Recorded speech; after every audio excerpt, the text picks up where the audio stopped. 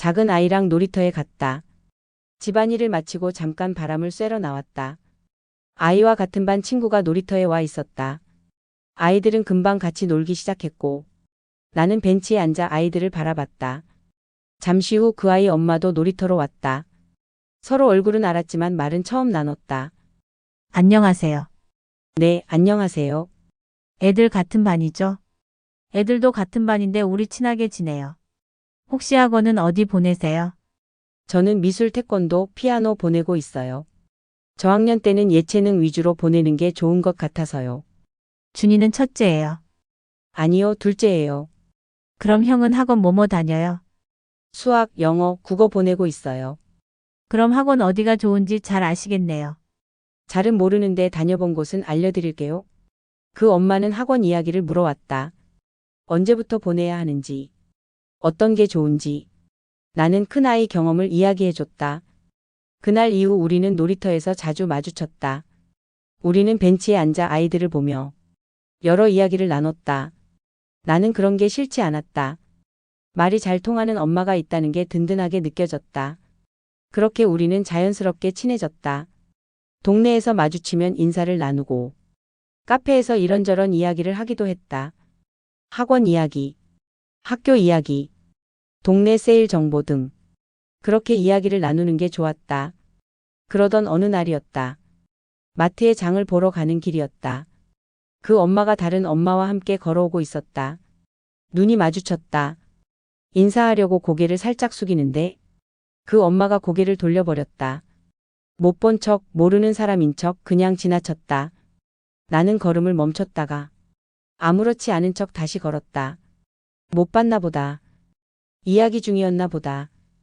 혼자 너무 신경 쓰지 말자고 스스로에게 말했다. 그런데 마음 한구석이 이상했다. 며칠 뒤였다. 외출 후 돌아오는 길이었다. 그 엄마를 마주쳤다.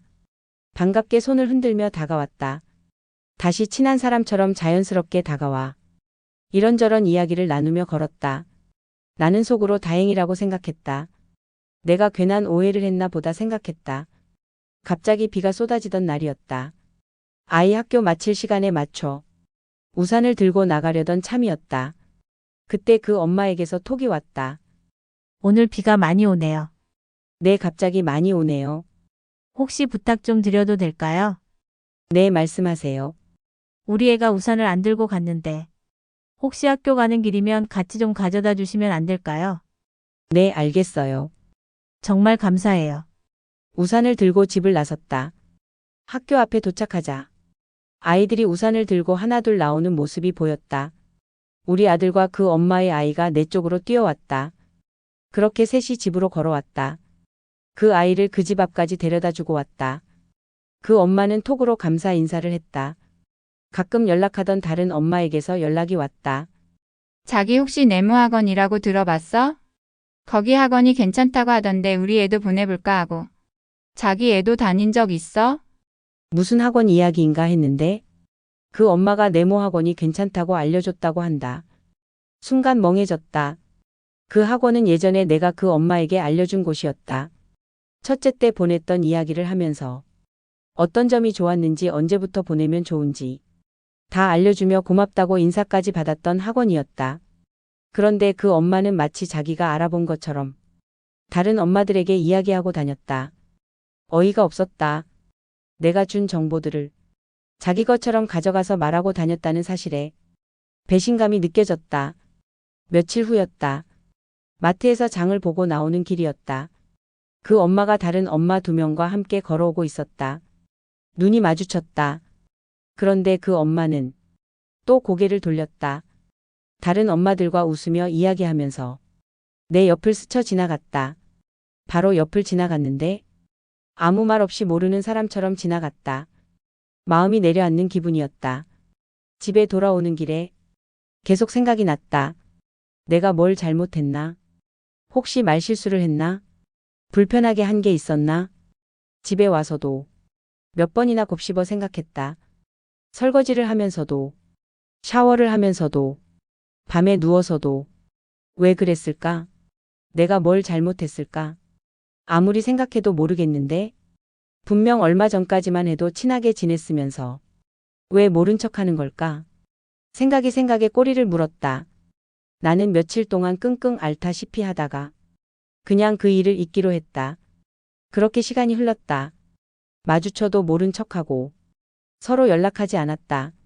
그렇게 잊고 지냈다. 그게 더 편했다. 그러던 어느 날이었다. 그 엄마에게서 전화가 왔다. 받을까 말까 잠시 망설였다. 결국 전화를 받았다. 준이 엄마 잘 지냈어요. 그 엄마는 밝은 목소리로 인사했다. 아무 일도 없었던 사람처럼 자연스러웠다. 이번 주에 우리 아들 생일이잖아요. 준이도 생일 파티 올래요? 같은 반 친구들도 몇 명 더 올 거예요. 집에서 생일 파티를 할 거라고 했다. 순간 말문이 막혔다. 마음이 복잡해졌다. 마주치면 모른 척하던 사람이었다.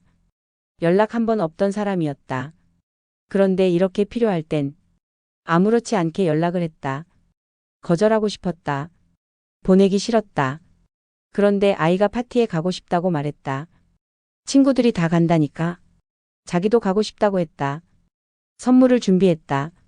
파티 당일 아이는 선물을 들고 기뻐하며 파티에 갔다. 마음이 이상했다.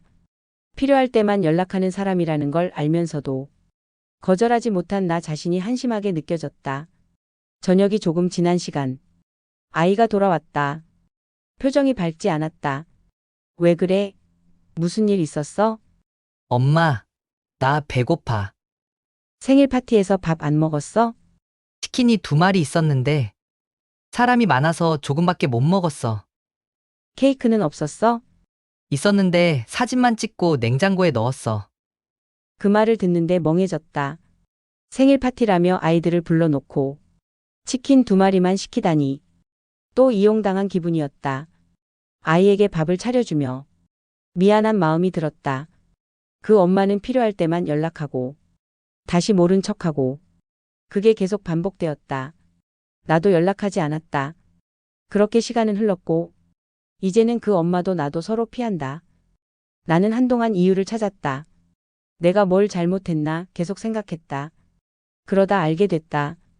그 엄마는 필요할 때만 연락하는 사람이었다는 걸. 필요할 땐 웃으며 다가오고 필요 없을 땐 모르는 사람처럼 돌아서는 사람이었다는 걸. 쓸데없는 관계였다는 걸 이제야 깨달았다. 내가 준 정보들, 그 엄마에게 썼던 마음과 시간들. 그 엄마는 쉽게 가져갔고 쉽게 등을 돌렸다. 그래서 다음부터 이런 관계는 맺지 않기로 했다. 누군가 웃으며 다가와도 가볍게 인사만 하기로 했다.